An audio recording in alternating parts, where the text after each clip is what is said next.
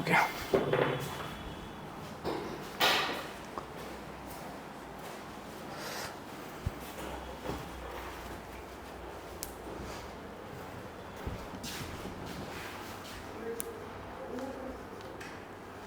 तो आइए करते हैं क्लास 12 की शुरुआत इलेक्ट्रिक चार्जेस एंड फील्ड के साथ। देखो, सबसे पहला जो वर्ड आ रहा है ना, वो है आपके पास इलेक्ट्रिक चार्जेस। चार्जेस जी, चार्ज के नाम पे आपने क्या क्या सुना है? चार्ज के नाम पे आप लोगों ने क्या क्या सुना है? इलेक्ट्रॉन और प्रोटॉन, यही ना? अच्छा, मैं आपसे पूछूं कि ये इलेक्ट्रॉन और प्रोटॉन होते कहाँ हैं, तो आप सब कहते हो जी ठीक है, एटम के अंदर। अब एटम के अंदर भी दो चीज़ें होती हैं, एक न्यूक्लियस होता है और एक ऑर्बिट्स होते हैं जहाँ इलेक्ट्रॉन्स रिवॉल्व हो रहे होते हैं। अब कोई बॉडी चार्ज होती कैसे है, पहला सवाल तो हमारा ये होना चाहिए। उससे भी पहले सवाल हमारा ये होना चाहिए कि भैया हमें ज़रूरत क्यों पड़ रही है इस चीज़ को पढ़ने की, चार्ज के बारे में पढ़ के हम करेंगे। अच्छा खासा इलेक्ट्रॉन अपने ऑर्बिट में घूम रहा है मजे में, हमें क्या दिक्कत, घूमने दो उसको। न्यूट्रॉन है, न्यूट्रॉन प्रोटॉन है न्यूक्लियस के अंदर बैठे हुए, क्या दिक्कत है, आराम से बैठे हुए। ज़रूरत है भाई। एग्जाम्पल लेता हूँ, इधर देखो। इससे आपने देखा होगा जो ट्रक्स वगैरह होते हैं ना, इनमें हमेशा आप एक बात नोटिस करते हो, एक चेन होती है जो ज़मीन से टच हो रही होती है। आखिर ऐसा क्यों? क्योंकि अच्छा लगता है देखने में, मज़ा आता है, छन छन सी आवाज़ आती है। नहीं भाई, ये वजह नहीं है। उसकी वजह ये है कि कई बार ऐसा होता है ना, मोशन की वजह से आसपास के सराउंडिंग में मालूम है बहुत सारे एटम्स है, बहुत सारे एटम्स है, बहुत सारे एटम्स है। अब बहुत सारे एटम्स है, बहुत सारे मॉलिक्यूल्स हैं, तो होता क्या है, कई बार मान लेते हैं यहाँ पर जी एक एटम इधर बैठा हुआ है, ठीक है, कलर अगर अपने चेंज कर लें, मान लेते हैं यहाँ पर एक एटम बैठा हुआ है। अब हुआ क्या, मोशन की वजह से कई बार इलेक्ट्रॉन्स निकल के इसके सरफेस पे डिस्ट्रीब्यूट हो जाते हैं। तो यार चार्ज है, अगर चार्ज आएगा, ये टैंकर है और ये टैंकर भी अगर हम कहेंगे सपोज कर लो ऑयल का टैंक है, तो भाई वहाँ पे चार्ज अगर स्टोर होता जा रहा है, ऑयल का आपका टैंक है, कंटिन्यूस मोशन की वजह से चार्ज बढ़ेगा बढ़ेगा बढ़ेगा, तो वो ब्लास्ट भी तो हो सकता है। उसको बचाना है भाई, उसको बचाना है, अपने टैंकर को ब्लास्ट होने से बचाना है इन चार्जेस की वजह से जो कि इस टैंकर के सरफेस के ऊपर आ गए हैं।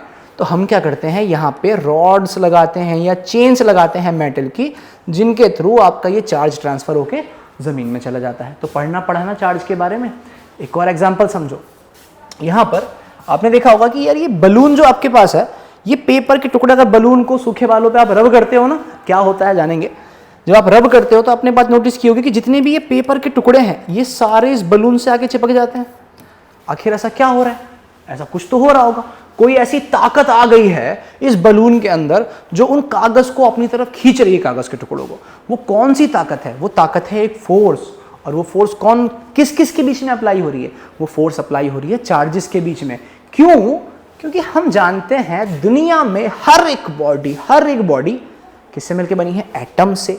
और भैया हर एटम में क्या होते हैं? चार्ज होते हैं। कौन से? इलेक्ट्रॉन और प्रोटॉन।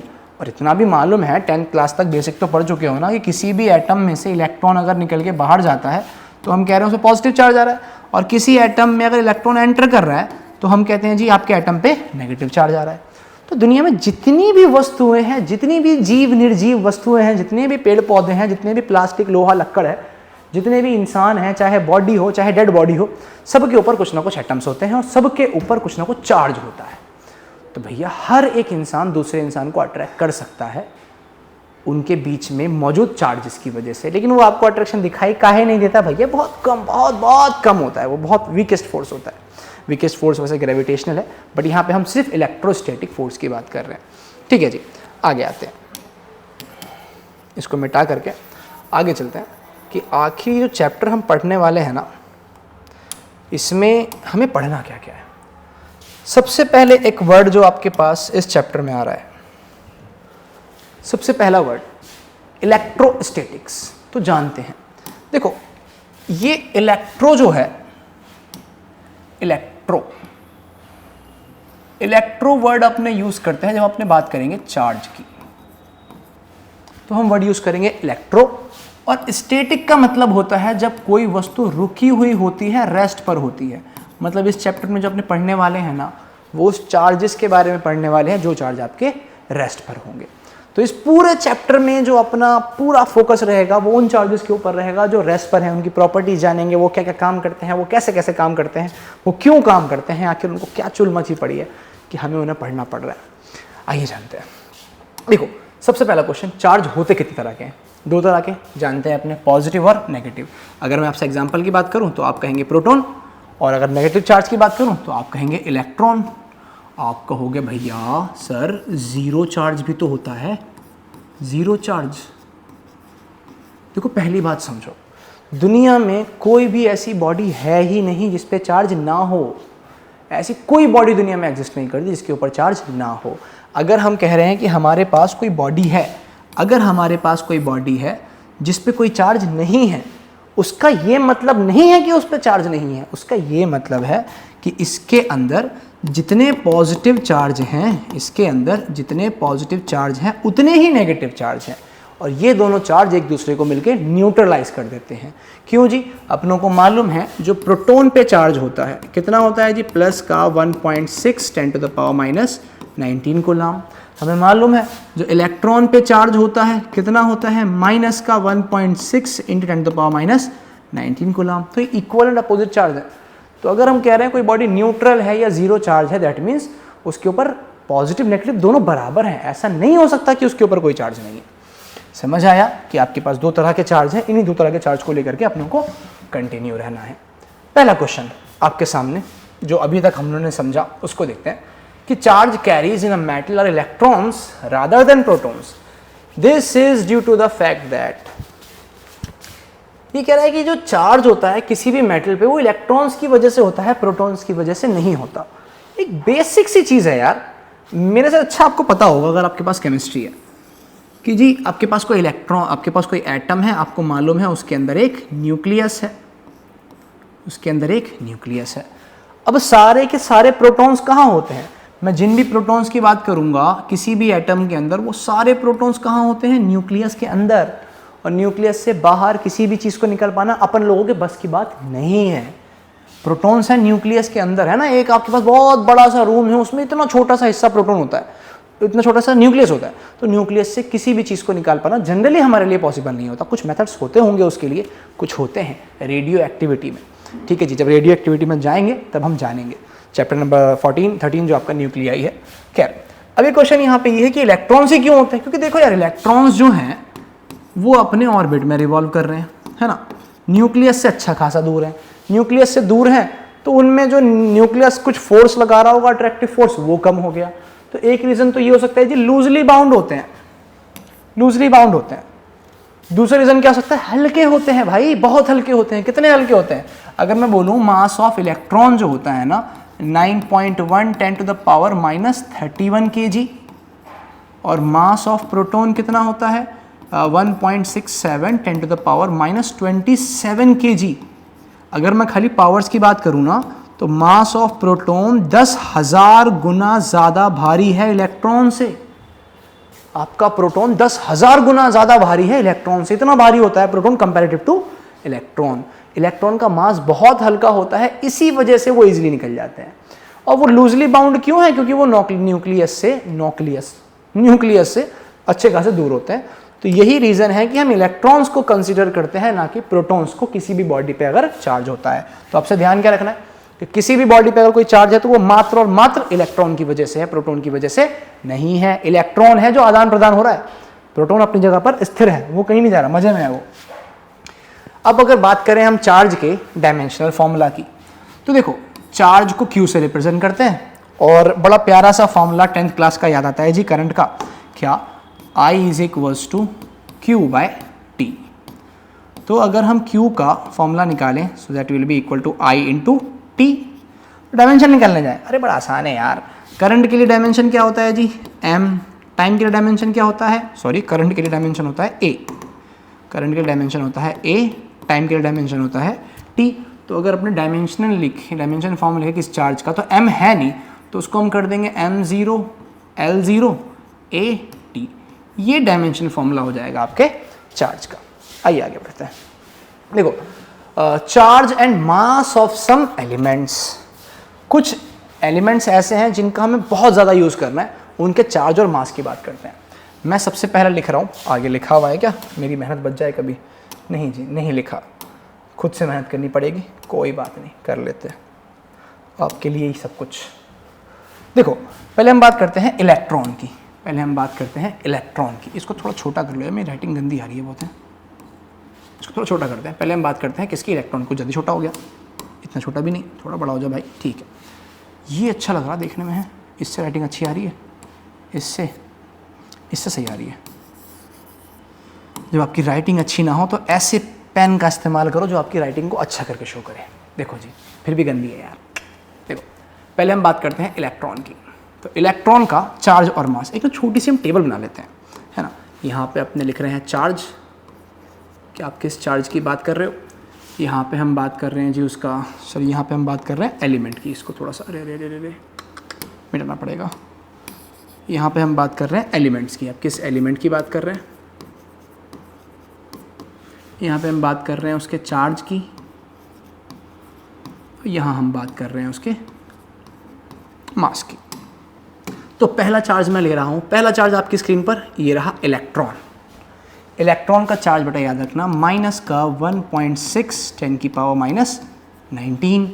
इलेक्ट्रॉन का भैया मास ध्यान रखना, इलेक्ट्रॉन का मास होता है 9.1 10 to the power minus 31 kg।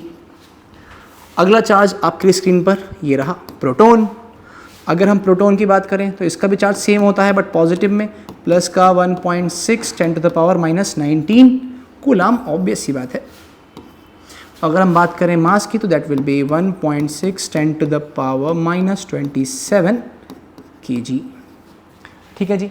कुछ और होते हैं आपके पास, एक आपके पास ये सुना होगा ना आपने 1H1 1H2 and 1H3, protium, deuterium और ट्राइटियम आप कहते हो।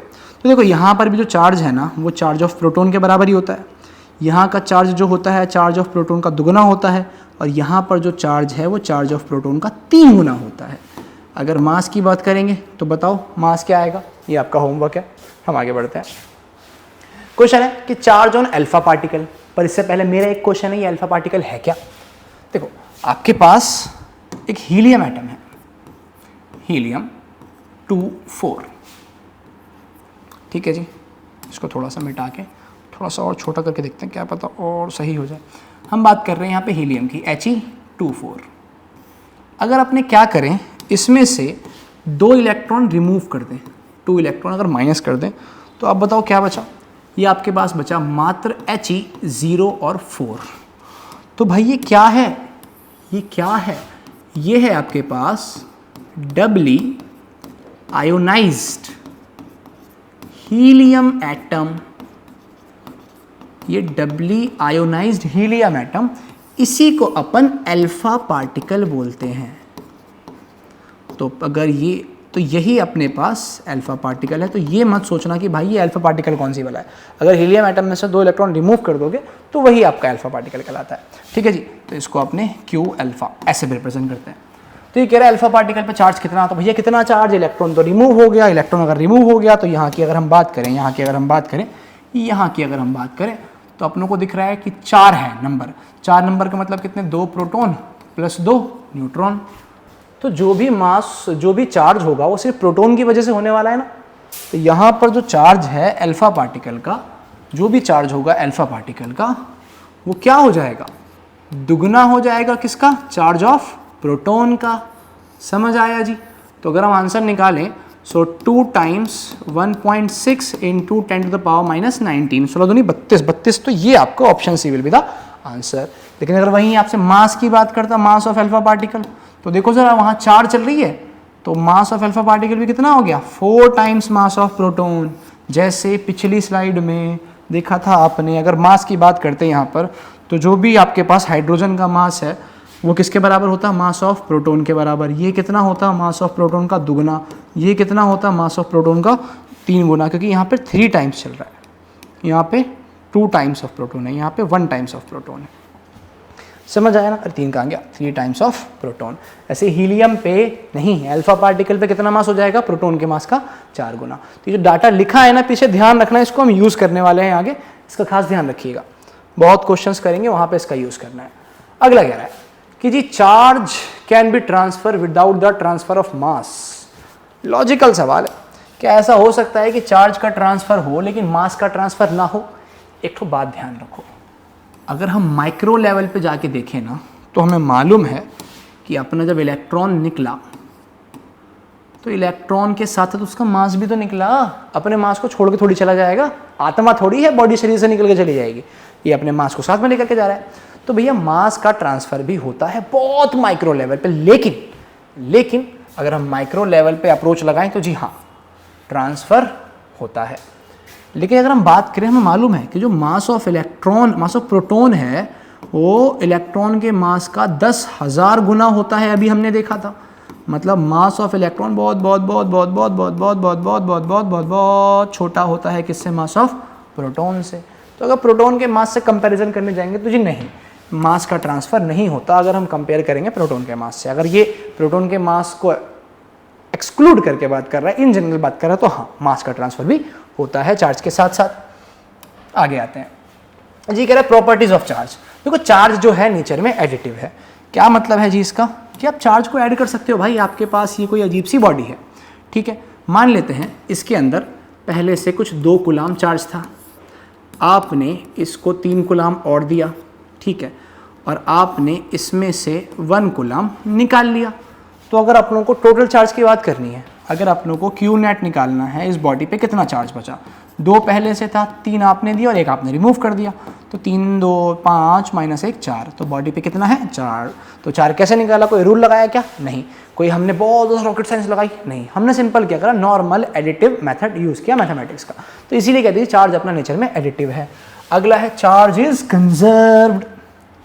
एक बात बताओ, मेरे हाथ में जो है ये बॉटल है, इस वाले बॉटल पे कुछ चार्ज है, इसके कैप पे कुछ चार्ज है, इसके अंदर के पानी के ऊपर भी कुछ चार्ज है। अब मैंने क्या करा? पानी में पी लिया,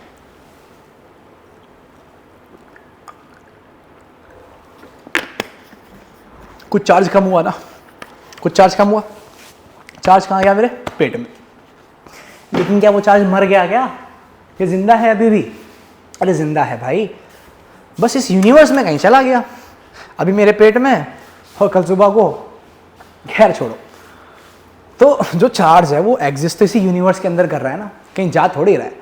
तो इसीलिए हम कहते हैं जो अपना चार्ज है ना नेचर में वो कंजर्व है, it can neither be created nor destroyed, बस एक जगह से दूसरी जगह ट्रांसफर हो रहा है।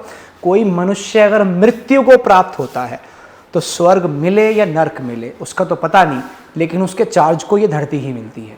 उसका जो चार्ज है इस धरती, इस ब्रह्मांड में कहीं यहाँ वहाँ घूम रहा है, ठीक है। वो मनुष्य कहाँ गया होगा जी नहीं पता, उसके कर्म डिसाइड करेंगे कि वो अच्छे कर्म करने वाला था या कुकर्म करने वाला था, है ना, वो नर्क में जाएगा स्वर्ग में जाएगा, लेकिन उसका जो चार्ज है वो तो ब्रह्मांड में यहाँ कहीं घूम रहा है, कंजर्व है नेचर में। अब अगर ईश्वर चाहे तो उसके चार्ज को मिला करके दोबारा इंसान बना दे, प्रभु की इच्छा। हम आगे बढ़ते हैं। अगला आपके पास charge is quantized in nature. इसको समझो यार, बड़ी लॉजिकल बात है। क्या हम कह रहे हैं कि किसी बॉडी से चार्ज का ट्रांसफर हो रहा है, और चार्ज का ट्रांसफर क्यों होता है जी? ट्रांसफर ऑफ इलेक्ट्रॉन की वजह से। रिपीट कर रहा हूँ, किसी बॉडी में चार्ज आया या किसी बॉडी से चार्ज गया, अपने को मालूम है चार्ज क्यों आ रहा है? ट्रांसफर ऑफ इलेक्ट्रॉन की वजह से। अगर इलेक्ट्रॉन आ रहा है तो हम कहते हैं नेगेटिव चार्ज, जा रहा है तो पॉजिटिव चार्ज। एक बात बताओ, कोई बॉडी है आपके पास, इसमें से आपने 1 इलेक्ट्रॉन अगर निकाला तो आप क्या कहोगे? बॉडी पे कितना चार्ज आ गया जी? माइनस का। इस तरह रुको यार, रुको, केमिस्ट्री, थोड़ी सी केमिस्ट्री पढ़ते हैं यहाँ पर, ज़रा सी केमिस्ट्री पढ़ते हैं। मैंने आपसे बोला आपके पास एक सोडियम, आपने इसमें से 1 इलेक्ट्रॉन रिमूव कर दिया तो क्या बन गया जी? Na+ बन गया। आपके पास है मैग्नीशियम, आपने इसमें से 2 इलेक्ट्रॉन रिमूव कर दिया, क्या बन गया आपके पास? Mg+2 बन गया। आपके पास है क्लोरीन, आपने इसे माइनस किया ना, प्लस साइन काहे आ रहा है? आपने 2 इलेक्ट्रॉन रिमूव किया था क्लोरीन, उसमें आपने 1 इलेक्ट्रॉन ऐड किया, आपके पास Cl+ बन गया।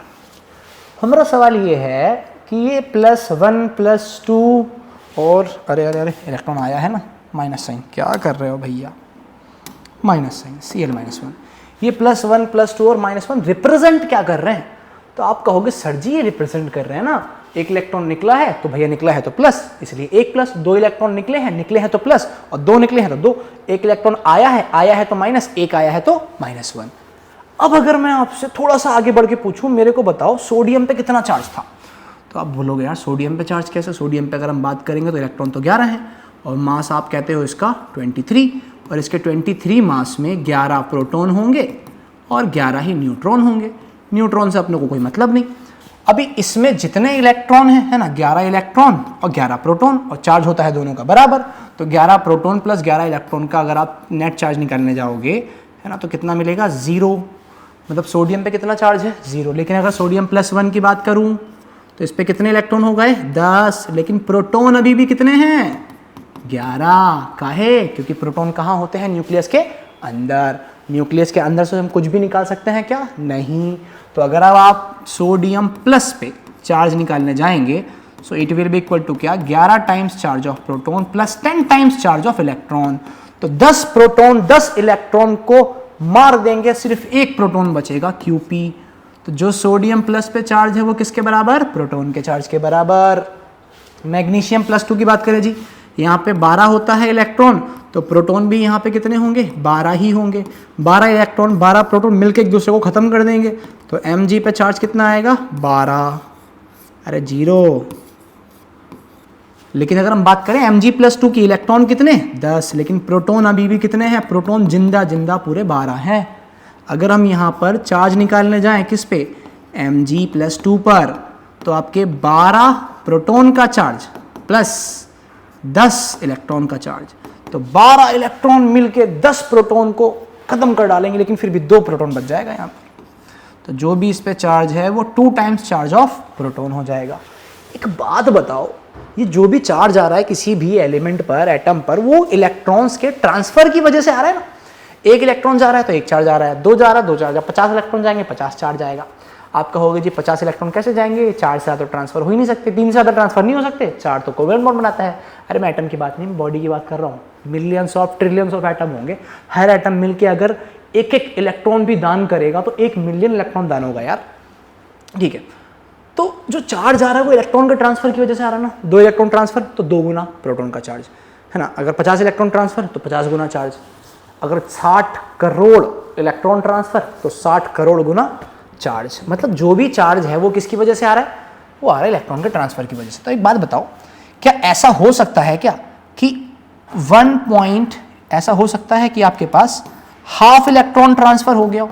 हाफ इलेक्ट्रॉन है, आधा इलेक्ट्रॉन ट्रांसफर हुआ है। मतलब ये आपके पास इलेक्ट्रॉन है, इसकी मुंडी तो चली गई, धड़ रह गया, ऐसा होगा क्या?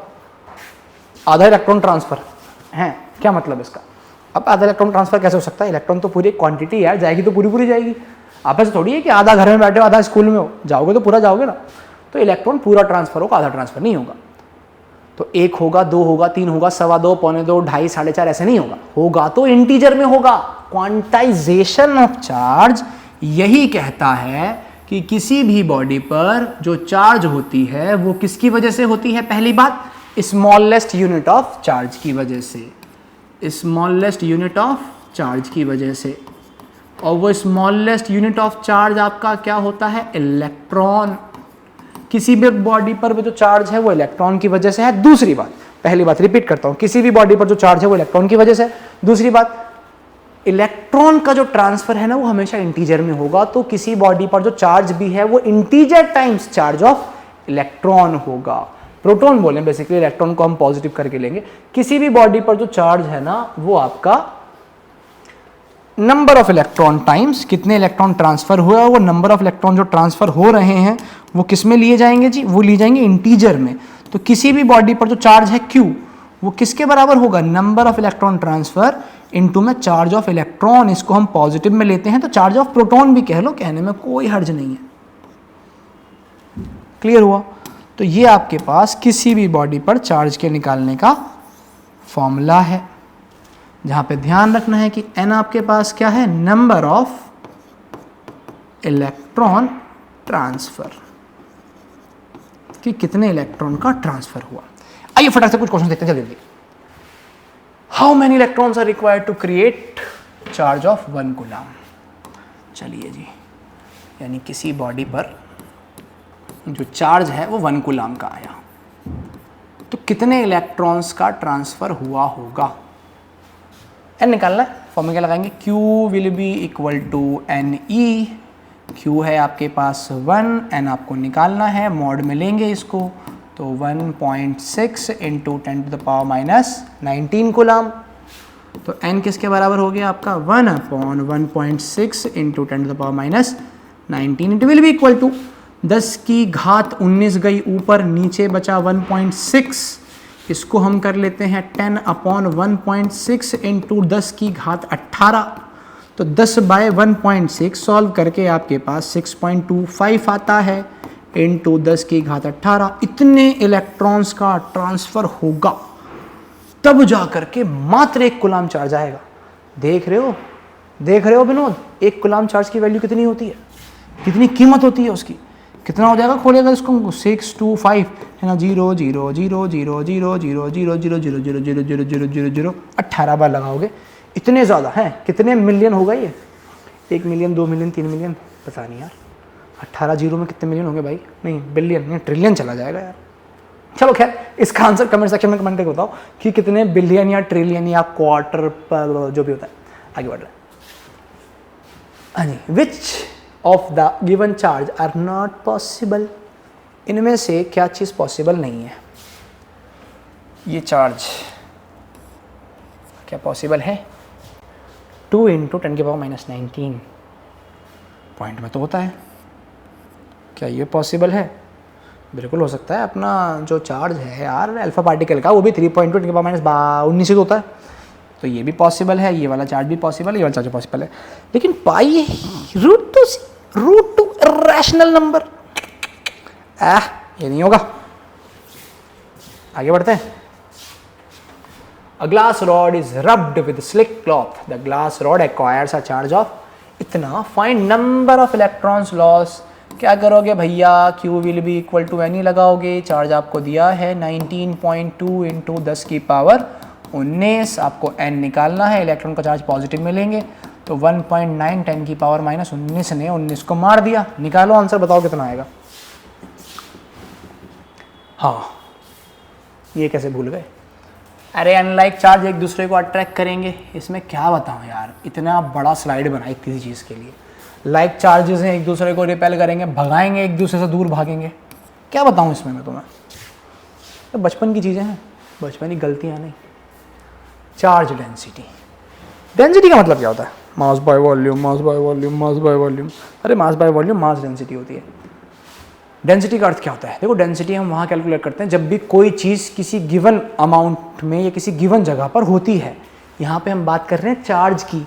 चार्ज की आपकी 3 तरह की डेंसिटी होती है।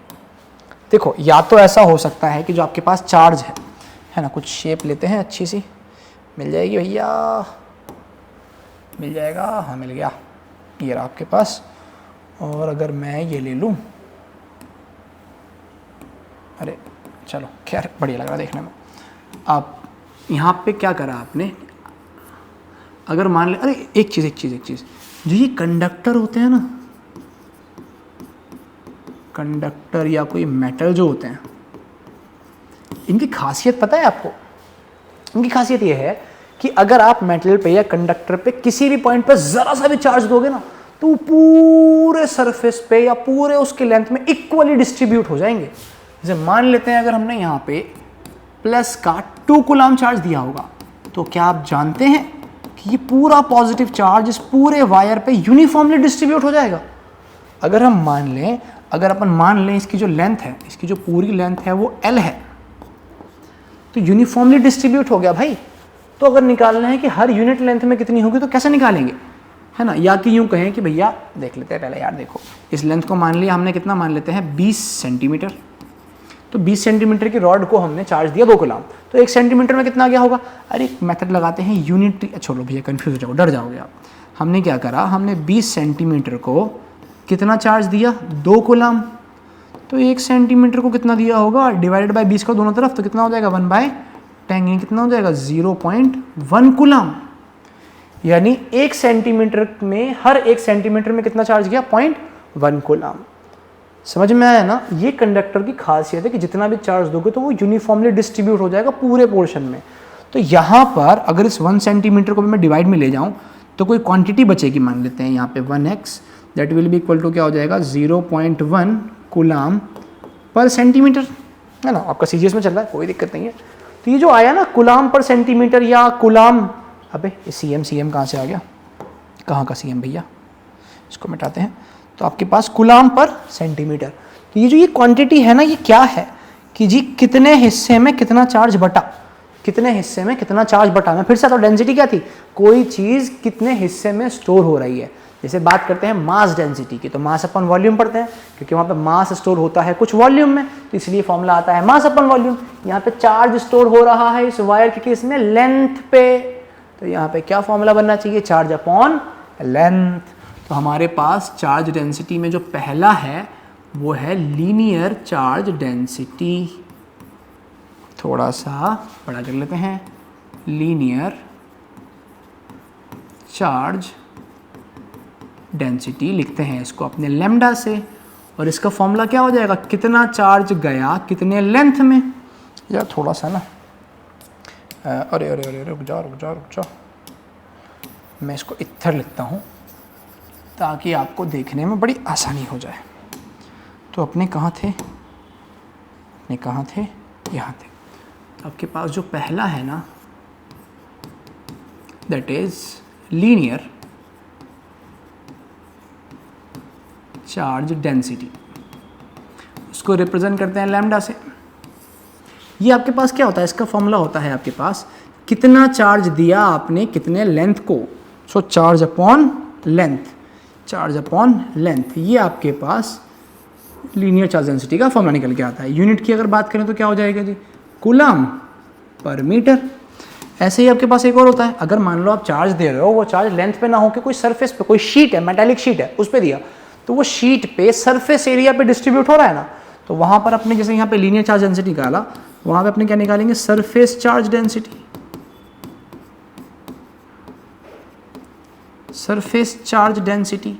और सरफेस चार्ज डेंसिटी को सिग्मा से रिप्रेजेंट किया जाता है जी।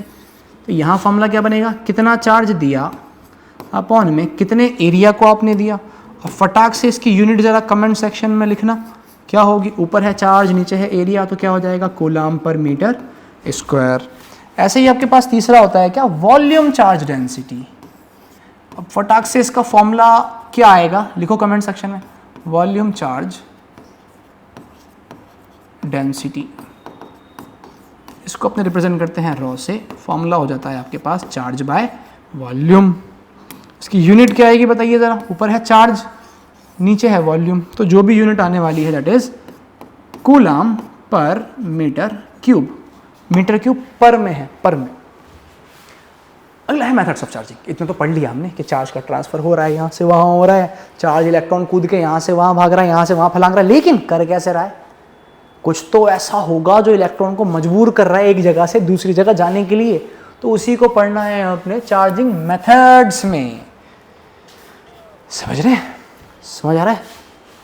चार्जिंग मेथड वो है जहाँ पे आपको ये पढ़ेंगे हम कि आपकी कोई भी बॉडी चार्ज कैसे होती है, एक बॉडी पर चार्ज कैसे आ रहा है, उस बॉडी से दूसरी बॉडी पर चार्ज ट्रांसफर कैसे हो रहा है, उसके बारे में अपनों को पढ़ना है। आइए देखते हैं।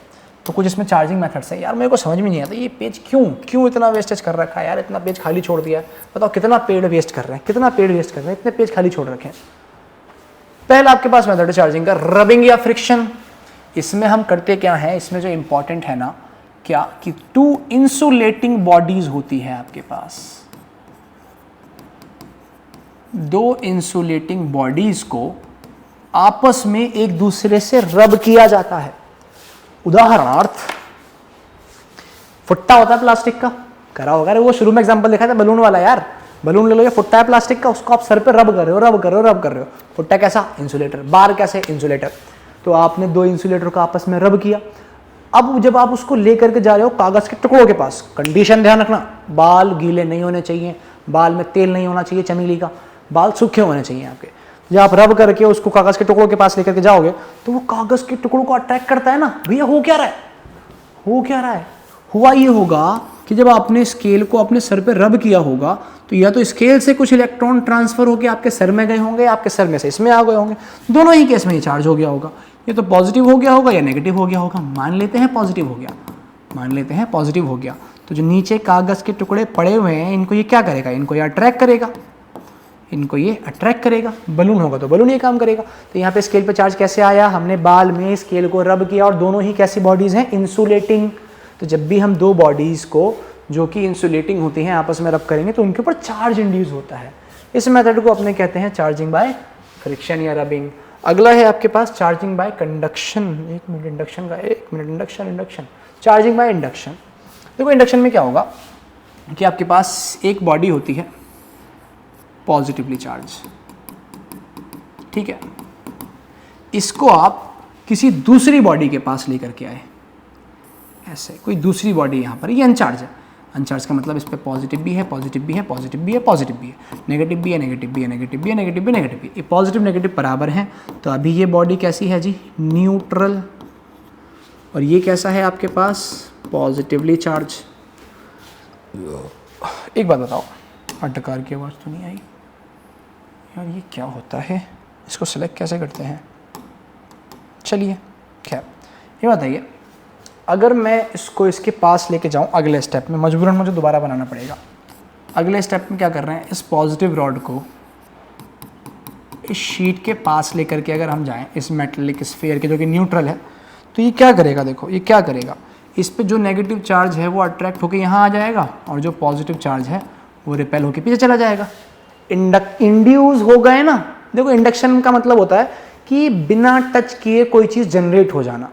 आप आग के पास बैठे हो सर्दियों में, आप आग में हाथ तो नहीं डालोगे ना गर्मी को प्राप्त करने के लिए, गर्मी आपको वैसे ही मिल जाएगी, तो हीट इंड्यूस हो रही है वहाँ पर। तो इंडक्शन का मतलब होता है कोई चीज़ जब बिना टच किए क्रिएट होती है, जनरेट होती है, पैदा होती है। तो यहाँ पे चार्जेस इंड्यूस हुए हैं, यहाँ पे चार्जेस इंड्यूस हुए हैं, जस्ट आप पास लेकर गए थे, इनके बीच में गैप है। और अगले स्टेप में हम क्या करेंगे, अगले स्टेप में कर देंगे अर्थिंग। अर्थिंग करते ही ये सारा का सारा पॉजिटिव चार्ज अर्थ में ट्रांसफ़र हो जाएगा, और ये जो पॉजिटिव रॉड थी इसको खींच के आप वापस से पीछे लेकर के आ जाओ और इस स्फीयर को अलग कर दो। तो जब पॉजिटिव चार्ज सारा निकल गया तो इसके अंदर क्या बचा, इसके अंदर मात्र नेगेटिव चार्ज बचा। तो ये जो बॉडी न्यूट्रल थी, ये न्यूट्रल से कैसी बन गई, नेगेटिवली चार्ज बॉडी बन गई। समझ आया ना। तो मेरे को ये था आपके पास चार्जिंग बाय इंडक्शन। तो मेरे को बताओ, अगर मुझे इसे पॉजिटिवली चार्ज बनाना होता तो अपने क्या करते। और एक और सवाल है, वो सवाल ये है कि समय क्या हुआ है। अरे एक तो रह गया कंडक्शन। देखो चार्जिंग बाय कंडक्शन पीछे है जी, कंडक्शन। हमने यहाँ पे क्या करा था, दो बॉडीज को एक दूसरे के पास लेकर के आए थे ना, अगर पास ना लाकर सीधा टच कर दें तो देखो जहां इलेक्ट्रॉन ज़्यादा है वहां से कम की तरफ ट्रांसफर होगा। अगर यहाँ ज़्यादा है तो यहाँ से यहाँ आएंगे, यहाँ ज़्यादा है तो यहाँ से यहाँ आएंगे। दो बॉडीज़ को पास में लाने के बजाय अगर आप टच कर दोगे तो वो फिनोमेना आपका कंडक्शन कहलाता है। ठीक है, आगे बढ़ते हैं। एक प्रश्न है जी, find charge on both bodies after they are touched. एक पे चार्ज Q है, एक पे चार्ज है 0। जब हमने इनको टच करा तो देखो चार्ज का ट्रांसफ़र हुआ होगा ना। ऑब्वियस सी बात है, कहाँ से कहाँ होगा, जहाँ से ज़्यादा है वहाँ से कम की तरफ। तो कितना होता है, देखो जो आपके पास चार्ज है Q + 0/2 उसका एवरेज ट्रांसफ़र हो जाता है। तो एवरेज कितना आएगा, Q/2। यानी जब आप इनको टच करने के बाद फिर से इन दो बॉडीज़ को सेपरेट कर दोगे तो इन पे कितना चार्ज आ गया, इन पे Q/2 चार्ज आ गया। जो भी होगा उसका एवरेज ट्रांसफ़र होगा। जैसे कि एक और उदाहरण अगर हम लें, यहाँ पे मान लेते हैं 2 कूलाम, यहाँ हम मान लेते हैं 3 कूलाम। अगर हम इन दोनों को टच करेंगे तो टच करने के बाद अगर हम इनको टच कर दिया, सेपरेट, गांधी जी का चश्मा बन गया, ओए होए। अगर हम टच करने के बाद सेपरेट कर दें फिर से, तो देखो कितना चार्ज ट्रांसफ़र होगा, 2 + 3/2 5/2 यानी 2.5। इन दोनों पे कितना चार्ज आ गया, 2.5 कूलाम और 2.5 कूलाम। ठीक है जी। एक और क्वेश्चन मैं आपको दे रहा हूँ कि आपके पास दो बॉडीज़ हैं, यहाँ पे -2 कूलाम है और यहाँ पर +4 कूलाम है। मेरे को बताओ आंसर में, कमेंट सेक्शन में, कि अगर हम इन दोनों को टच करके, फिर से चश्मा बन गया, सेपरेट, ये क्या बन गया, ये क्या बन गया, ओए, चलो इन दो बॉडीज़ को टच करके अगर हम फिर से सेपरेट कर दें तो दोनों पे कितना चार्ज आएगा, आपको ये कमेंट सेक्शन में कमेंट करके बताना है। ठीक है जी, आगे बढ़ते हैं। अगला टॉपिक है आपके पास कूलाम्स लॉ आ गया। न्यूमेरिकल की शुरुआत इस लॉ के साथ। कूलाम्स क्या कहता है, बड़ी सिंपल सी चीज़ कहता है जी कि अगर आपके पास दो चार्जेस रखे हैं, मान लेते हैं Q1 और Q2, तो इनके बीच में जो लगने वाला फोर्स है ना, डायरेक्टली प्रोपोर्शनल होगा इन चार्ज के प्रोडक्ट के और इन्वर्सली प्रोपोर्शनल होगा डिस्टेंस के स्क्वायर के। डिस्टेंस के स्क्वायर के इन्वर्सली प्रोपोर्शनल है, ये इन्वर्स स्क्वायर लॉ फॉलो कर रहा है, इन्वर्स स्क्वायर लॉ फॉलो कर रहा है, आगे लिखा होगा, आएंगे उस पर, इन्वर्स स्क्वायर लॉ फॉलो कर रहा है। तो यहाँ पे अगर हम प्रोपोर्शनलिटी हटाएं तो आपके पास फॉर्मूला क्या बनेगा, के Q1 Q2 divided by R square. ये आपके पास दो चार्ज के बीच में लगने वाले फोर्स का समीकरण, इक्वेशन, फॉर्मूला बन के आ जाता है। इस फॉर्मूले को अपने यूज़ करेंगे। बात करें यूनिट की, अगर बात करें यूनिट की तो ये दो होती है हमारे पास। कौन कौन सी होती है, एक MKS होती है मालूम है, एक आपके पास CGS यूनिट होती है। MKS यूनिट क्या होती है जी, न्यूटन, MKS यूनिट होती है न्यूटन, और CGS यूनिट होती है डायन। और क्या ध्यान रखना है कि जो आपका एक अकेला न्यूटन है ना, वो 10 की पावर 5 डायन के बराबर होता है। एक अकेला न्यूटन 1,00,000 डायन के बराबर है। कभी अपनी बहन को गाली देने का मन कर रहा हो ना, तो बोल देना तू 1 न्यूटन के बराबर है। समझ में आया? देखो, मैंने कभी कोशिश की नहीं क्योंकि मेरी बहन भी साइंस की स्टूडेंट थी, मैं खामखा पिट जाता। खैर, अभी जो के आया इस पे गौर करते हैं। ये जो के है ये क्या है, प्रोपोर्शनलिटी कांस्टेंट है जिसकी वैल्यू होती है 9 × 10⁹। अगर हम बात करें के की यूनिट की तो देखो के क्या बनेगा यहाँ से, FR² divided by Q1 Q2। तो FR² मतलब न्यूटन मीटर स्क्वायर अपॉन में कूलाम इंटू कूलाम स्क्वायर। तो यूनिट क्या बन जाएगी इसकी, newton metre square divide by coulomb square. और के की एक और वैल्यू होती है 1/4 पाई एप्सिलॉन नॉट। कांस्टेंट का भी कांस्टेंट एप्सिलॉन नॉट, ये एप्सिलॉन नॉट होता है, इसको हम बोलते हैं electric permittivity of free space. Value ध्यान रखना 8.85 × 10⁻12। इसकी यूनिट क्या होगी मेरे को बताइए। देख के तो ये लग रहा है के का इन्वर्स होना चाहिए, पर कितना होगा मेरे को कमेंट सेक्शन में बताओ। हम आगे बढ़ते हैं। क्या पढ़ा जी कि ये आपके पास एक चीज़ देखो, ये चार्ज पार्टिकल है यहाँ पे रखा हुआ है Q1 और दूसरा चार्ज पार्टिकल है यहाँ पे रखा है Q2। हम कह रहे हैं, मान लेते हैं ये पॉजिटिव है ये नेगेटिव है, हम कह रहे हैं जी जो Q2 है ना वो Q1 को अट्रैक्ट कर रहा है। अरे एट द Q1 जो है Q2 को अट्रैक्ट कर रहा है, तो at the same time Q2 भी तो Q1 को अट्रैक्ट कर रहा है। ये दोनों एक दूसरे पे इक्वल एंड अपोजिट फोर्स लगाते हैं भाई। इक्वल एंड अपोजिट मतलब न्यूटन साहब के कौन से लॉ को फॉलो कर रहे हैं, थर्ड लॉ को फॉलो कर रहे हैं। थर्ड लॉ क्या कहता है कि एक्शन और रिएक्शन हमेशा इक्वल है। तो अगर अपने वेक्टर फॉर्म में लिखना चाहें, इसको अगर हम लिख लें कि फोर्स ऑन 2 ड्यू टू 1 इत्थे है और फोर्स ऑन 1 ड्यू टू 2 इधर है, तो ये फोर्सेस क्या हैं, इक्वल हैं बट अपोजिट हैं। तो माइनस का जो आपका F12 है that will be equal to minus of F21। Equal and opposite force, magnitude same but different मात्र डायरेक्शन में। तो मैग्नीट्यूड की अगर बात करेंगे तो दोनों फोर्स आपस में क्या है, बराबर हैं। ध्यान रखना है। आगे बढ़ते हैं। और एक्स अलॉन्ग लाइन जॉइनिंग, जिस लाइन से ये ज्वाइन कर रहे हैं उसी लाइन के अलॉन्ग ये फोर्स लगेगा। और एक और वर्ड लिख रहा है क्या कि x along line, hence central force which leads to conservation of momentum and concept of center of mass plus force is conservative in nature। Force nature में कंजर्वेटिव है क्योंकि इक्वल एंड अपोजिट फोर्स लगा रहे हैं। एक complete loop में अगर हम इस फोर्स की वजह से वर्क डन निकालने बैठे तो हमारा जीरो आ जाएगा, है ना। सेंटर ऑफ मास वाले और कंजर्वेशन ऑफ मोमेंटम और एनर्जी वाले कॉन्सेप्ट भी करेंगे आगे। फिलहाल इस पॉइंट को आपने थोड़ी देर के लिए भूल जाते हैं। More about Coulomb's law. Force between any pair of charge is independent of third charge present. Yes. अगर आपके पास कोई दो चार्ज हैं तो इनके बीच में लगने वाला फोर्स मात्र इन दोनों के ऊपर ही डिपेंड करेगा। अगर कोई Q3 बीच में मान लोगे तो उसकी वजह से इन दोनों की दोस्ती में कोई दरार नहीं आने वाली। Q3 इनका कुछ नहीं बिगाड़ पाएगा। इन दोनों की दोस्ती इतनी पक्की है, तीसरे चार्ज से कोई लेना देना नहीं है। इनवर्स स्क्वायर लॉ को फॉलो करते हैं। लॉन्ग रेंज फोर्स है, लॉन्ग रेंज फोर्स है, कम से कम आपकी ये फोर्स 10 की पावर -15 मीटर से लेके इन्फिनिटी तक लगता है। आप कहोगे सर इससे कम क्यों नहीं लगता, इससे कम लगाओगे तो भैया जीरो आ जाएगा। डिस्टेंस चार्ज के बीच का Q1 Q2 यहाँ पर रखे हैं, डिस्टेंस r है। अगर हम r कर देंगे जीरो तो फोर्स है inverse proportional to r square. तो फोर्स कितना हो गया भैया, infinity infinity infinity infinity. That's why आपके पास कुछ क्वेश्चंस हैं जिसमें से मैं कुछ कर रहा हूँ, कुछ आप करेंगे और हम सब कुछ कुछ मिलकर बहुत कुछ कर देंगे। कह रहा है फोर्स का फॉर्मूला तो ये होता है, इसने बता दिया, अरे वाह इसने बता दिया, हमें तो पता ही नहीं था। Find force in the following case. अगर हम Q1 डबल कर दें, अभी अगर Q1 Q2 by R square है तो फोर्स F है। अगर हम Q1 डबल कर दें, अगर हम Q1 डबल कर दें, इसे सॉल्व करते हैं तो जो F डैश नया फोर्स होगा that will be equal to K into 2Q1 Q2 divide by R square, है ना। तो इसको ऐसे कर सकते हो ना यार, 2Q1 Q2 by R square, ये किसके बराबर, F के बराबर। तो F डैश कितना हो गया, 2F हो गया। Q1 and Q2 both are double, अगर हम दोनों को डबल कर दें तो F dash will be equal to K into 2Q1 into 2Q2 divided by R square. तो ये कितना हो गया, 4K Q1 Q2 bye R square. ये किसके बराबर, F के। तो फोर्स कितना हो गया, 4F। और इस डबल, अगर R को डबल कर दें तो भैया Q1 Q2 कांस्टेंट है, तो F inverse proportional to R square F dash मान लेते हैं। तो इनवर्स प्रोपोर्शनल टू 1/2R का स्क्वायर, यानी inverse proportional to 1/4R square. और आपका जो इनिशियल फोर्स है वो इनवर्सली प्रोपोर्शनल है आर स्क्वायर के, और नया फोर्स 1/4 टाइम्स है।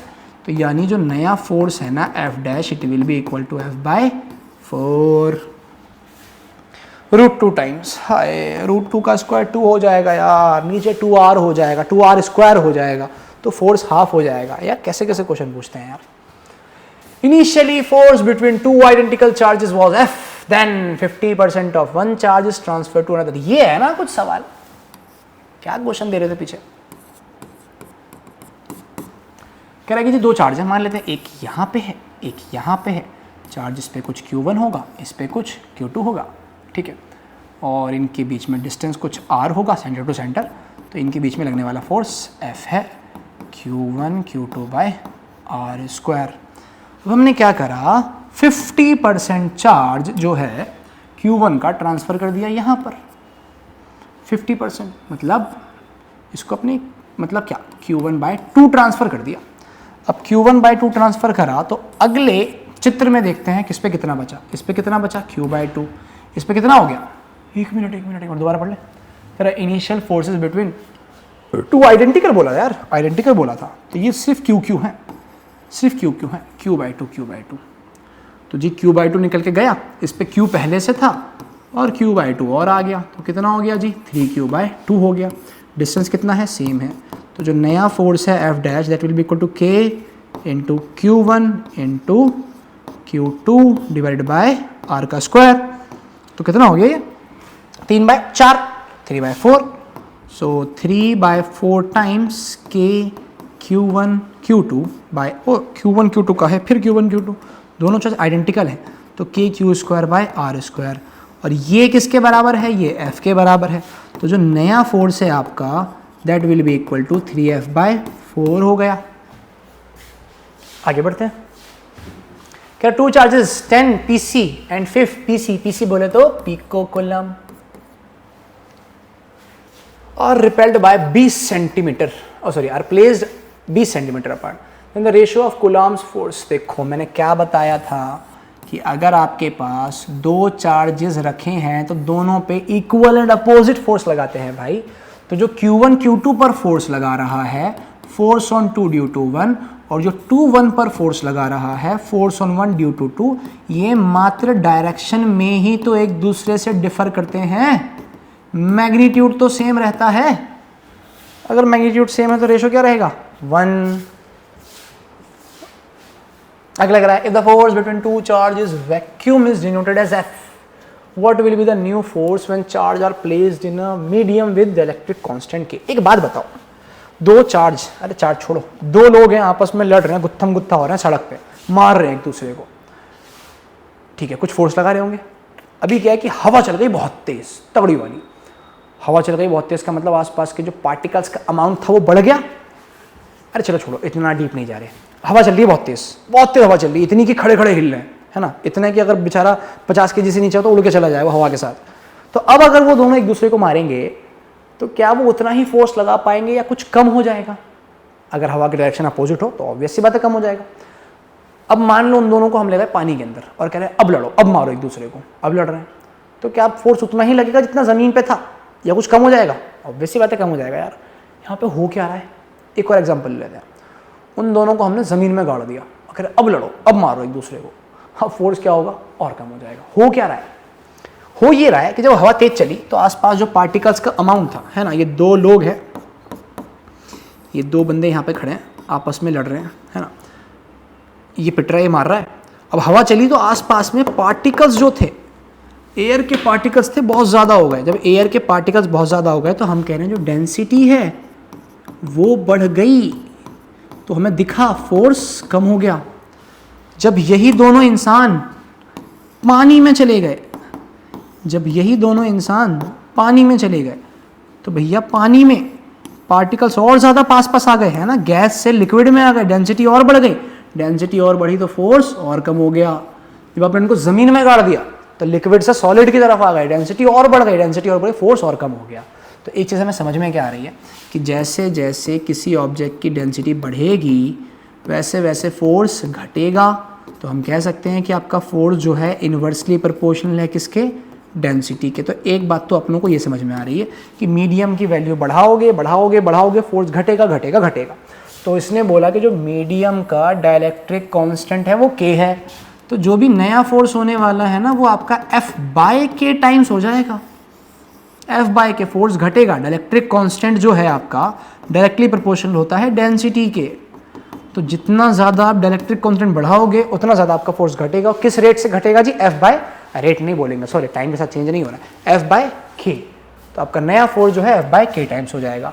सवाल आता है कि डाइलेक्ट्रिक कांस्टेंट की वैल्यू क्या हो, चिंता नहीं करना, क्वेश्चन में गिवन होगा। जैसे कि अगर हम बात करेंगे वैक्यूम के लिए तो फोर्स 1 होता है, जो आपका F' है मात्र F के बराबर हो जाएगा। एक मिनट, कंफ्यूज तो नहीं हो रहे, ये भी k है, और फोर्स का फॉर्मूला जो हम लिखते हैं वहाँ पे k Q1 Q2/R इसको लिखते हैं, ये भी k है।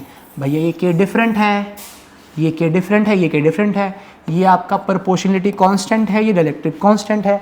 आप कहोगे सर जी ये क्या वाला है, सेम सेम से क्यों रिप्रेजेंट करते हैं? तो भैया एक बात बताओ, अल्फाबेट कितने हैं आपके पास, 26 कैपिटल 26 स्मॉल, है ना, 52 हो गए। अब 52 होगा, थोड़े से अल्फा बीटा गामा लैम्डा फैम्डा और जोड़ दोगे तो कुल मिला के 80-90 हो जाएंगे। और फिजिक्स में रिप्रेजेंट करने के लिए क्वांटिटीज़ हैं हज़ारों, तो इन्हीं को रिपीट करना पड़ेगा ना भाई, इसीलिए ये दोनों के सेम सेम है। हाँ, ये थोड़ी सी कन्फ्यूजन है कि एक ही जगह है, एक ही फॉर्मूले में है, बट समझो अलग अलग, सेम सेम बट डिफरेंट, है ना, 19-20 नहीं, पूरे 19 लाख का फ़र्क है दोनों में। तो वैक्यूम के लिए k की वैल्यू 1 होती है। एयर की बात करेंगे तो एयर के लिए नियरली इक्वल टू 1 होती है, कैलकुलेशन में अपने 1 ही लेकर के चलेंगे, है ना, जाते चल लें, आपको वैल्यू थोड़ी दिखाई है एक्चुअल वाली। वाटर के लिए जाएंगे तो जो ये है आपके पास 80 हो जाता है, और मेटल के लिए आपका इन्फिनिटी हो जाता है, मतलब चार्ज पार्टिकल के बीच में जो फोर्स है नियरली आपका 0 हो जाता है, नया फोर्स। ठीक है जी, आगे आते हैं। Force between charges follow superposition. ठीक है, मान लेते हैं आपके पास ये चार्ज है कोई Q, कलर चेंज करते हैं यार, ये चार्ज है आपके पास, नहीं और चेंज करते हैं, ये कर लेते हैं, ग्रीन अच्छा लग रहा है, नहीं अच्छा नहीं लग रहा, समझ में नहीं आ रहा, क्या कर लें, हरा नहीं पिंक। चार्ज है Q, ये चार्ज है आपके पास Q1, ये चार्ज है Q2, ये चार्ज है Q3। अच्छा, ये सारे इसके ऊपर फोर्स लगा रहे हैं। मान लेते हैं यहाँ फोर्स लग रहा है आपके पास फोर्स ड्यू टू 1, है ना, ये वाला आपके पास फोर्स है फोर्स ड्यू टू 2, ये फोर्स है आपके पास फोर्स ड्यू टू 3। तो जो भी यहाँ पर नेट फोर्स आएगा वो क्या होगा, इन सारे फोर्स का vector sum, that will be equal to F1 vector plus F2 vector plus F3 vector. मतलब चार्जेस के केस में जो कूलम्ब्स लॉ है वो आपका सुपरपोजिशन प्रिंसिपल को फॉलो करेगा। समझ आई बात? अब आ रहे हैं ना धांसू क्वेश्चंस, आइए शुरू करते हैं जी। येलो ले लेते हैं, येलो येलो डट्टी fellow. Find the magnitude of force on indicated charge particle in the given case. कह रहा है इस पे हमें नेट फोर्स निकालना है स्मॉल q के ऊपर, तो निकालते हैं। एक बार देखो, ये एक ट्रायंगल सा बन रहा है ना, एक ट्रायंगल सा बन रहा है जिसकी सारी साइड R R R है ना, मतलब इक्विलेटरल ट्रायंगल है। थोड़ा सा कलर चेंज करें यार, ग्रीन कर लें। इक्विलेटरल ट्रायंगल है, इक्विलेटरल ट्रायंगल में ये एंगल 60, ये एंगल 60, ये एंगल 60। इसको मान लेते हैं पॉइंट A, ये मान लेते हैं पॉइंट B। मतलब जो A फोर्स लगा रहा है रिपल्सिव होगा क्योंकि दोनों चार्ज पॉजिटिव हैं, A वाला और इसको C बोल दिया, है ना। A और C पर चार्ज पॉजिटिव तो रिपल्सिव होगा, तो F ड्यू टू A इधर होगा आपके पास, और जो B लगा रहा है C पर वो इस डायरेक्शन में होगा, तो फोर्स ड्यू टू बी जो है इधर होगा, एक फोर्स इधर एक फोर्स इधर। अपनों को नेट निकालना है, तो नेट निकालने के लिए इनके बीच में, एक सेकेंड, इनके बीच में एंगल कितना बन रहा है जी? इनके बीच में बन रहा है एंगल 60 डिग्री। अच्छा, अगर 60 डिग्री बन रहा है तो रिजल्टेंट फोर्स निकालने का फॉर्मूला आपके पास क्या हो जाएगा? F A square plus F B square plus 2FA/FB cos 60। cos 60 कितना होता है? 1/2। और एक बात देखो भाई, चार्ज का प्रोडक्ट सेम, डिस्टेंस सेम, तो अगर आप ए की वजह से फोर्स निकालो तो कितना हो जाएगा? KQ1 Q2 Q square by R square. और अगर आप बी की वजह से फोर्स निकालो तो कितना हो जाएगा? KQ square upon R square. ठीक है, तो दोनों फोर्स तो सेम ही है ना, तो हम मान लेते हैं कि जो आपका FA है वो FB के बराबर है। दोनों को आपने रख दिया F के बराबर, दोनों सेम का चार्ज का फोर्स का मैग्नीट्यूड सेम है। तो जो भी आपके पास नेट फोर्स आएगा दैट विल बी FA की जगह पे F का स्क्वायर, FB की जगह पे F का स्क्वायर। सो 2F into F square into cos 60 1/2। दो ने दो को मार दिया, कितना बचा आपका? F square plus F square plus F square, that is 3F square. तो जो नेट फोर्स आया, नेट फोर्स F डैश बोलते रहे, F डैश, जो नेट फोर्स आया that will B F times √3। और F कितना था आपके पास? KQ square upon R square into में √3 चल रहा है यहाँ पर। एक और शॉर्ट तरीका बताओ भाई, जो अपने अप्लाई करेंगे आगे वाले क्वेश्चंस में। देखो, दोनों चार्ज का मैग्नीट्यूड सेम है, दोनों फोर्स का मैग्नीट्यूड सेम है। एक फोर्स लग रहा है यहाँ पर FA, एक फोर्स लग रहा है यहाँ पर FB, मैग्नीट्यूड दोनों का सेम है ना। तो जो भी रिजल्टेंट है बीचों बीच होगा। ये एंगल कितना बना रहा है? 30 डिग्री। ये कितना बना रहा है? 30 डिग्री। क्यों? क्योंकि टोटल एंगल 60 डिग्री है। अगर टोटल एंगल 60 डिग्री है तो अपने कॉम्पोनेंट ले सकते हैं ना। यहाँ पे एक कॉम्पोनेंट आएगा कौन सा? FA cos 30। बी का भी कॉम्पोनेंट आएगा कितना? FB cos 30। और ये FA cos 30 FB cos 30 same direction में। और आपको मालूम है कॉम्पोनेंट लेने के बाद ये एक्चुअल वैल्यूज मर जाती हैं, इनका कोई काम नहीं है। कॉस और साइन कॉम्पोनेंट लेने के बाद साइन कॉम्पोनेंट की जरूरत नहीं है, अपना काम कॉस से हो जाएगा ना। साइन कॉम्पोनेंट यहाँ पर आया होगा FA sin 30 FB sin 30, बस इसकी हमें कोई रिक्वायरमेंट है नहीं, हमारा काम कॉस वाले में हो जाएगा। तो जो भी आपको नेट फोर्स निकालना है उसके लिए हम क्या कर सकते हैं? सीधा FA cos 30 में ऐड कर सकते हैं किसको? FB cos 30 को। और दोनों फोर्स बराबर, हमने बोला अभी दोनों फोर्स बराबर है, तो मतलब F cos 30 कितना हो जाएगा? 2F cos 30। तो 2 इंटू F की वैल्यू कितनी जी? KQ square upon R square into cos 30 कितना? √3/2। 2 से 2 खत्म, कितना आ गया? √3 times KQ square by R square. आया ना मजा कंपोनेंट मेथड से? तो कंपोनेंट मेथड अपने फिजिक्स को बड़ा आसान बनाती है। ठीक है, आगे बढ़ते हैं। एक और क्वेश्चन है कि find the magnitude of force on indicated charge. Magnitude इसे बताना है। देखो, अब इसको फिर से A नाम दो, इसको आपको B नाम दो, इसको C नाम दो। नेगेटिव वाला पॉजिटिव को अट्रैक्ट कर रहा है ऐसे, ये आपका फोर्स लग रहा है A, और ये पॉजिटिव पॉजिटिव को रिपेल कर रहा है इधर, ये लग रहा है फोर्स C की वजह से। ठीक है, थोड़ा सा गंदा हो गया क्या? जो C फोर्स लगा रहा है इस पे ऐसे लगा रहा है, ये आपके पास FC हो गया। ठीक है, एक बात देखो फिर से, ट्रायंगल कैसा है? इक्विलेटरल। तो दोनों फोर्सेस जो होंगे FB और FC, मेरे को बताओ पहली बात, क्या वो फोर्स दोनों सेम नहीं होंगे? क्योंकि डिस्टेंस सेम है ना। अगर आप FC निकालोगे तो क्या करोगे? K into Q1 Q2, KQ square by distance R का स्क्वायर। अगर आप FA निकालोगे तो वो माइनस में हो जाएगा, KQ square upon R square. Magnitude तो सेम है, मैग्नीट्यूड सेम है तो फिर से वही करेंगे, FA FC को बराबर मान लेंगे F के। एंगल कितना बन रहा है इनमें? फिर से एंगल बन रहा है 60 डिग्री, एंगल बन रहा है 60 डिग्री। तो अगर हम कंपोनेंट करने पे आए तो हम कहेंगे जी 30 डिग्री ये, 30 डिग्री ये। तो आप क्या करोगे? फिर से आप करोगे FC cos 30 FA cos 30। तो जो भी आप F नेट निकालोगे that will be equal to क्या? FA cos 30 प्लस आप क्या करोगे? FC cos 30। सम कर देंगे वैल्यूज पुट करके, समझ आया? आगे बढ़ते हैं। Find the magnitude of force on indicated charge of 3। ये क्वेश्चन आया ना, देखो इधर, ये इसको खींचेगा, ये इसको खींचेगा, ये इसको इधर खींचेगा। हमें बताना है मैग्नीट्यूड कितना होगा। देखने में तो 0 लग रहा है, बट निकाल के देख लेते हैं, क्या पता ना हो, क्या पता हो। इसको A नाम दो, इसको B नाम दो, इसको C नाम दो। ये आपके पास क्या हो गया? FA। ये आपके पास क्या हो गया? FB। जी ये क्या हो गया? FC।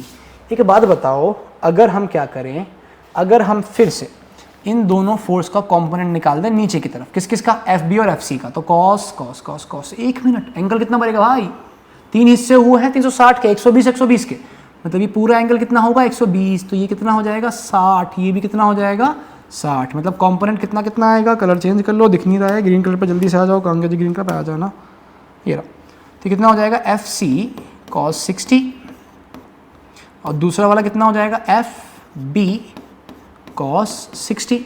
अगर अपने नेट निकालने जाएं, एफ नेट, तो देखो एफ ए है ऊपर, उसमें से नीचे वाले दोनों फोर्स माइनस होंगे ना, एफ सी कॉस 60 माइनस होगा और एफ बी कॉस 60 भी माइनस होगा, क्योंकि ये अपोजिट में है। तो एफ ए कितना आपके पास, के क्यू अपॉन में डिस्टेंस कुछ होगा ना, ये मान लेते हैं एक्स, ये भी एक्स, तो ये भी एक्स होना चाहिए, तो K Q by X square minus का F C, K Q by X square into में cos 60 1/2 minus K Q by distance X square cos 60 1/2, ये 1/2 मिलके प्लस का हो जाएगा यहाँ पर, ये ऐड होकर के इस पूरे को मार डालेंगे, तो फोर्स कितना बचा 0 न्यूटन। समझ आया? अगले पे आते हैं, लगाइए दिमाग, क्या यहाँ भी 0 होगा, क्या यहाँ भी 0 होगा, अरे बोलो ना, क्या यहाँ भी 0 होगा, ये पॉजिटिव को रिपेल करेगा इस तरफ, ए नाम दिया तो कितना फोर्स हो जाएगा ये एफ। भाई सारी कहानी कंपोनेंट बना के सॉल्व करने की है, इसको बी नाम देते हैं, ये कहाँ फोर्स लगाएगा, इस तरफ लगाएगा, इस डायरेक्शन में, एफ बी, ये कहाँ लगाएगा, इस डायरेक्शन में लगाएगा, नीचे की तरफ, कुछ ज़्यादा ही गंदा हो गया, ये नीचे की तरफ लगाएगा ना, ये वाला फोर्स नीचे लग रहा होगा आपका, थोड़ा ढंग से बन जाए यार, ये फोर्स नीचे लग रहा होगा आपका एफ सी, इसको सी नाम दे रहे हैं अपने। तो फिर से कंपोनेंट लेंगे ना, देखो कितना एंगल बनेगा, ये 3 हिस्से हुए, 1 2, ये एंगल कुछ होंगे, है ना, ये आपके पास कुछ एंगल बन रहा है, कितना बन रहा है जी ये वाला एंगल आपके पास, जो भी बनेगा थीटा, अरे जो भी कैसे बनेगा निकालो, हाथों हाथ बताओ कितना एंगल बनेगा। आपको मालूम है कि यहाँ पर ये एंगल कितना 30, ये एंगल कितना 30, तो 30 30 60, तो ये बचा हुआ कितना होना चाहिए आपका 120, तो ये भी कितना होगा 120, तो ये एंगल कितना आएगा 60, ये एंगल भी कितना आएगा 60 डिग्री। तो ऊपर वाले आप कंपोनेंट निकालोगे फिर से, F B cos 60, F A cos 60, है ना, कॉस कंपोनेंट निकालेंगे इसके हम, तो यहाँ पे कंपोनेंट कितना कितना आ जाएगा आपके पास, एक आएगा एफ बी कॉस 60 और दूसरा वाला आएगा कितना एफ ए कॉस 60। और फिर सर मालूम है कि जो ये एफ नेट निकालने के लिए ना, एफ नेट निकालने के लिए आपको जो एफ नेट निकालना है वो कैसे आएगा, एफ सी में से माइनस करना पड़ेगा किसको, एफ ए कॉस 60 को, और माइनस करना पड़ेगा किसको, एफ बी कॉस 60 को। फिर से डिस्टेंस मान लिया हमने कितना कितना जी, ये वाला डिस्टेंस x मान लिया, ये x मान लिया, तो ऊपर वाला भी x होगा, ठीक है। तो आपका एफ सी निकालोगे तो एफ सी के ध्यान रखना k into Q by distance r का स्क्वायर है। मैं फिर से लिख रहा हूँ, एफ सी अगर आप निकालेंगे तो k into Q divide by r का स्क्वायर, जो कि x है हमारे पास। और एफ बी और एफ ए पिछले में निकाला था, उसको सेम पुट करके आप माइनस करके आंसर बताओ कमेंट सेक्शन में कितना आएगा। एक और ले लेते हैं कि आपको मैग्नीट्यूड ऑफ फोर्स फाइंड करना है, एक सेकेंड यार, आपको मैग्नीट्यूड ऑफ फोर्स फाइंड करना है, एक सेकेंड,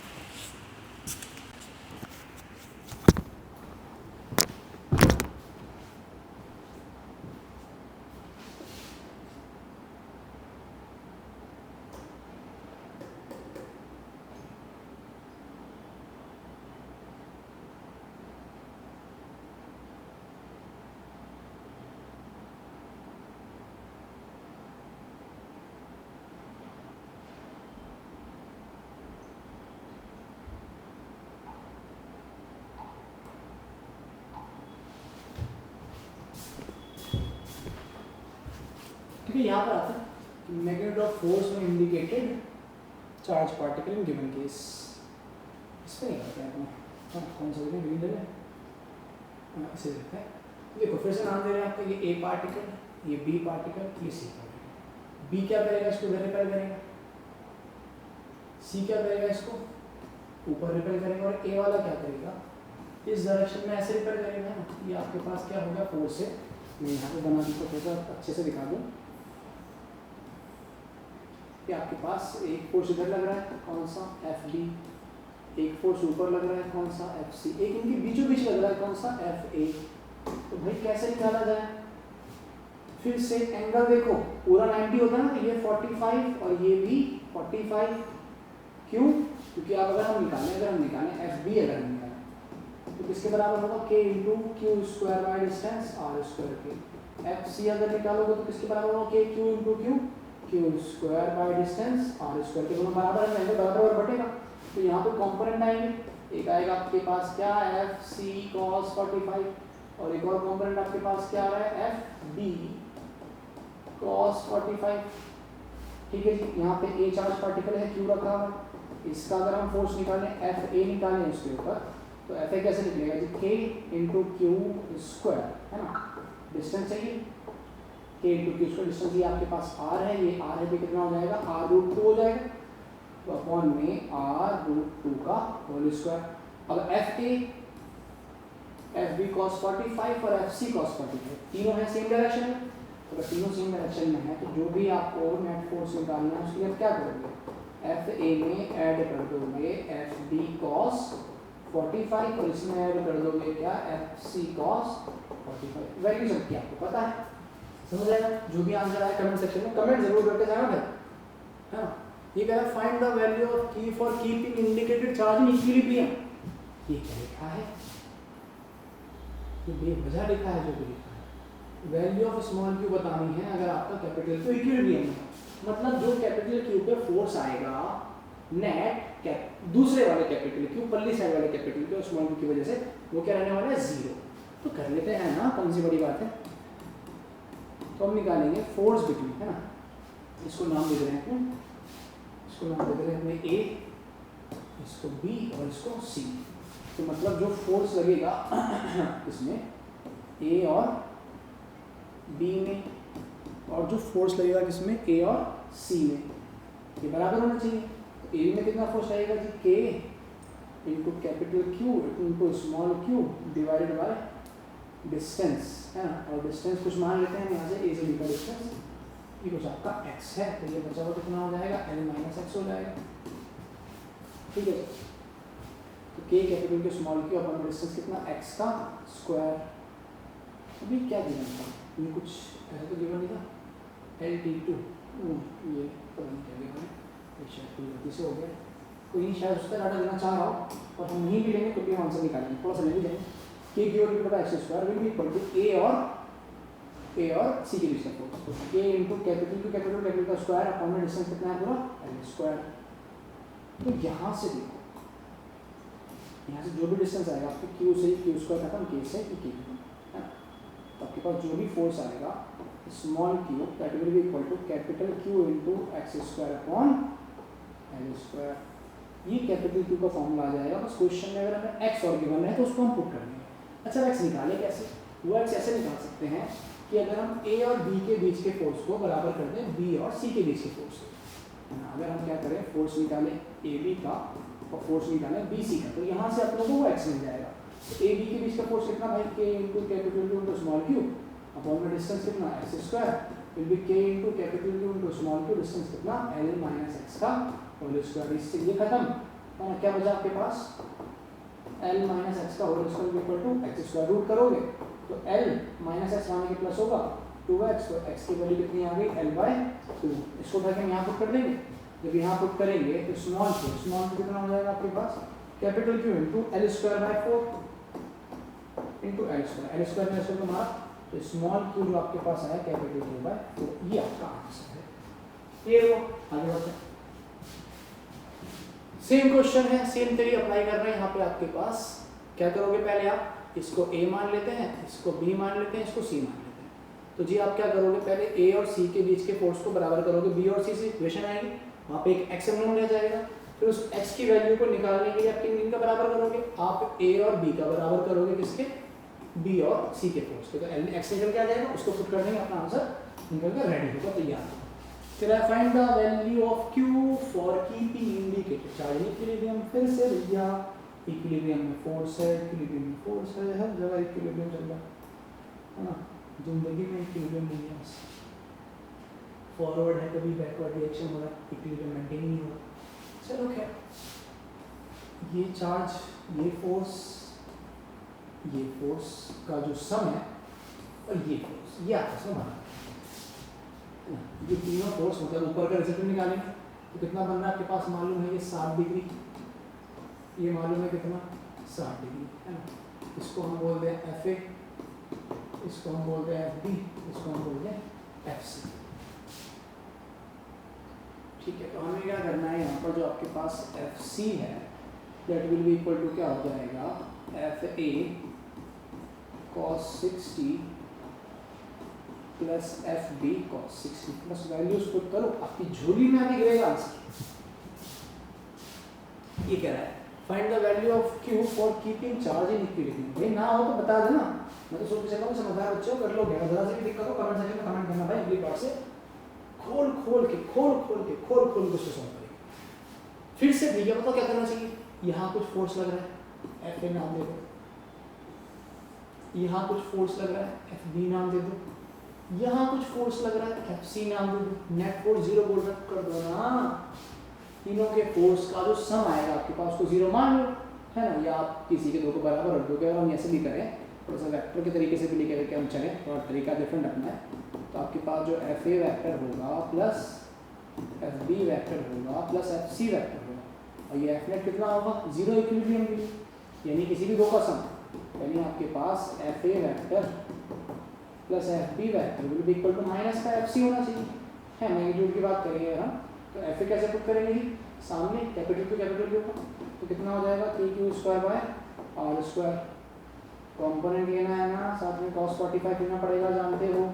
एफ बी की बात करेंगे तो के क्यू स्क्वायर अपॉन में आर स्क्वायर एंगल cos 45, अगर हम कॉम्पोनेंट लेकर सॉल्व करें विल बी इक्वल टू ये हो गया स्मॉल क्यू कैपिटल क्यू, तो k into small Q into capital Q upon में r√2 का होल स्क्वायर। बस देखो कैपिटल क्यू से कैपिटल क्यू मर जाएगा, k से k मर जाएगा, cos 45 नंबर टू पुट करोगे आपका आंसर निकल के आ जाएगा स्मॉल क्यू का। तो उम्मीद करता हूँ यहाँ तक का क्वेश्चन क्लियर हुआ होगा, किसका, जहाँ तक हमने कूलम्ब्स लॉ कवर कर लिया है, जहाँ तक हमने कूलम्ब्स लॉ कवर कर लिया है। आगे मिलते हैं जहाँ पर हम इलेक्ट्रिक चार्जेस एंड फील्ड से आगे बढ़ेंगे। देखो चैप्टर को बहुत डीप में एक्सप्लेन किया है, कोशिश की है कि आपको रत्ती भर दिक्कत ना आए। अगर रत्ती भर भी दिक्कत हो गई हो तो रत्ती सा कमेंट भी अगर कमेंट सेक्शन में कर दोगे तो अगली बार से आपकी सहायता हो जाएगी, ताकि हम समझ पाएंगे जी हमारे अपने कॉन्सेप्ट को आपको और किस तरीके से समझाना है। क्वेश्चंस को मात्र क्या देख रहे हो, अब अगली वीडियो का वेट कर लो, अगली वीडियो से क्वेश्चंस और बढ़ने वाले हैं, है ना। लेवल अपना बढ़ाओ, टीचर देखो अपना लेवल नीचे करता है आपको समझाने के लिए, लेकिन अगर अपना लेवल वो नीचे ही रखेगा ना तो आप कभी ऊपर नहीं बढ़ पाओगे। तो कोशिश करो भैया टीचर की फ्रीक्वेंसी को भी मैच करो, टीचर आपकी फ्रीक्वेंसी को मैच करने की पूरी कोशिश करता है, लेकिन अगर अपना लेवल नहीं बढ़ाएगा ना समय के साथ साथ तो आप पीछे रह जाओगे, नुकसान हो जाएगा। तो कोशिश किया करो कि टीचर की फ्रीक्वेंसी को भी मैच करो। अगर वो क्वेश्चन टफ दे रहा है ना, अगर वो आंसर कंप्लीट नहीं निकाला तो निकालने की पूरी कोशिश करें। जो कॉन्सेप्ट समझाया इंप्लीमेंट वही होना है आपका।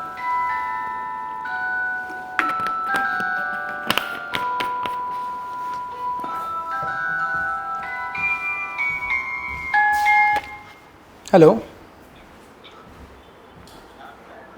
नहीं वो बता दो शायद, मैं रिकॉर्डिंग के लिए रुका था ना आज, बस पहुंच जाऊंगा 15-20 मिनट में, हो गया। नहीं निकलने वाला हूँ 5 मिनट में।